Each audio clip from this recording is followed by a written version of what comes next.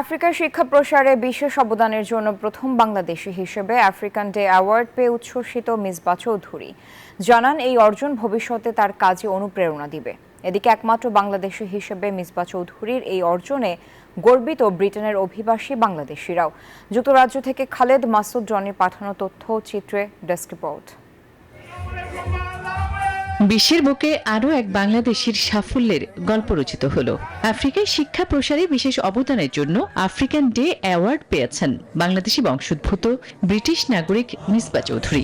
তিনি একমাত্র বাংলাদেশি যিনি গ্লোবাল হিউম্যানিটি অ্যাওয়ার্ড ক্যাটাগরিতে এই পুরস্কার জিতলেন। আমি আফ্রিকাতে অনেক জায়গায় দেখলাম যে অনেক বঞ্চিত শিশুরা রয়েছেন, তাদেরকে নিয়ে কাজ করা যায়।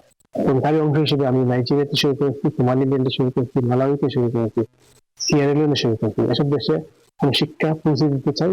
গেল 25 মে লন্ডনে এই অ্যাওয়ার্ড অনুষ্ঠানে বিশ্বের আরও 8 জন সম্মানিত এ পুরস্কারে ভূষিত হন। তবে মিসবাহ চৌধুরীর এমন অসামান্য কৃতিত্বে উচ্ছ্বসিত যুক্তরাজ্যে বসবাসরত অভিবাসী বাংলাদেশিরাও।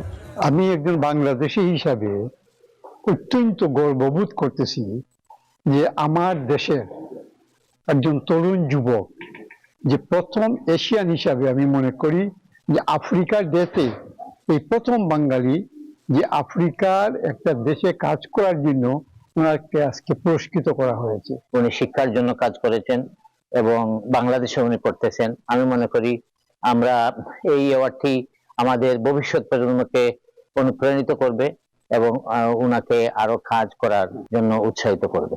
বাংলাদেশি বংশোদ্ভূত ব্রিটিশ নাগরিক ব্যবসায়ী মিসবাহ চৌধুরী বিশ্বের 50টিরও বেশি দেশে দারিদ্র্য বিমোচন, শিক্ষা ও সংস্কৃতি নিয়ে নিরলসভাবে কাজ করে যাচ্ছেন। গেল 15 বছর ধরে মানবতার কল্যাণে বিশ্বব্যাপী সেবামূলক কাজ করে যাচ্ছেন সিলেটের এই কৃতি সন্তান। Desk report, news 24।